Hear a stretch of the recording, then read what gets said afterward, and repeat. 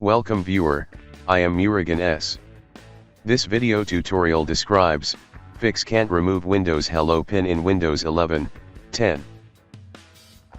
Click Start, Settings, click Accounts, click Sign in Options.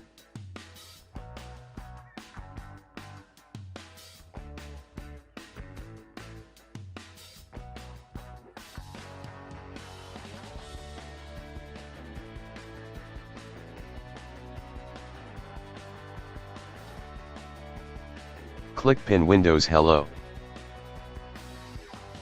Click I forgot my PIN.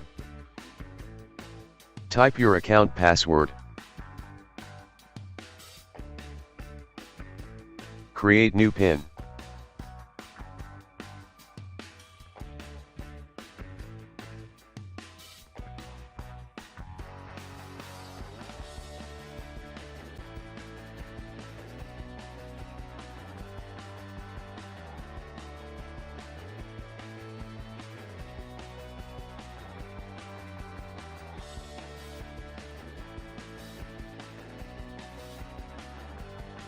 I hope this video tutorial helps to you.